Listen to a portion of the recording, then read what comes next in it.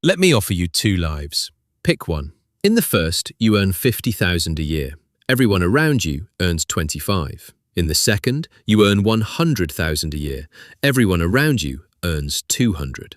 Take a second with it. Most people pick the first one. They choose to earn half as much money, as long as they're earning more than the people next to them. That's not a hypothetical I invented. Researchers at Harvard actually asked this back in 1998. And the majority chose to be poorer so long as they were ahead, which tells us something strange about how money works in the human brain.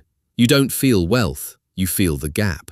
Here's the part that should bother you. Ask people at almost any income level how much they'd need to finally feel comfortable, and the answer comes back roughly the same, again and again, about twice what they have now. Someone earning 30,000 says 60. Someone earning 300,000 says 600. Now think about what that means.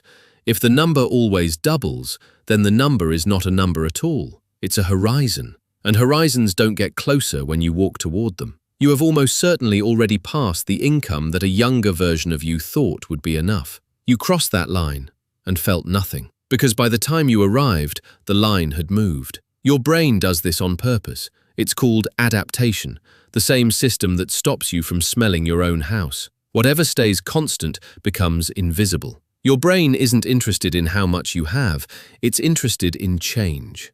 Better than yesterday, more than him, less than her. Absolute wealth is a number on a screen. Your brain can't feel it. What it can feel is comparison, and comparison always needs someone to compare against. For most of human history, that someone was the 30 people in your village, and that was a fair fight. You were comparing yourself to people living the same life as you. And then we handed everyone a device that broadcasts the best moment of 10,000 strangers' lives directly into their hand. Your reference group used to be your village. Now it's the entire planet, filtered, edited, and showing only the top 1% of everybody's week. Nobody posts their rent. Nobody posts the loan behind the car. You're not comparing yourself to their life. You're comparing your whole ordinary life to the highlights of thousands of other lives, stitched together into one impossible person who does not exist. And your brain, which evolved to track 30 people, treats that impossible person as your neighbor. So you can have a roof, food, a phone, savings, a life that most humans in history could not have imagined, and still feel behind. Not because you are poor, because the comparison never stops running. The feeling isn't information about your bank account. It's information about your feed. None of this means money doesn't matter.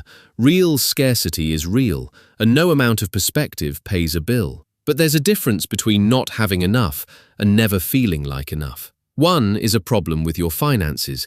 The other is a problem with the ruler you're measuring against, and you get to choose that ruler. Most people never notice they were handed one. If you couldn't see what anybody else had, no feed, no comparison, nothing to measure against, would you actually feel poor right now? Be honest. Tell me in the comments. I think the answer surprises a lot of people. If this made you look at that feeling a little differently, drop a like. It genuinely helps this channel reach people who need to hear it. And if you want more videos that take the everyday things nobody questions and dig into what's really going on underneath, subscribe. There's a new one every week. Share this with the friend who's doing fine and still feels like they're falling behind. They probably don't know it's not about the money. Thanks for watching. And next time you feel poor, check whether anything actually changed or just what you were looking at.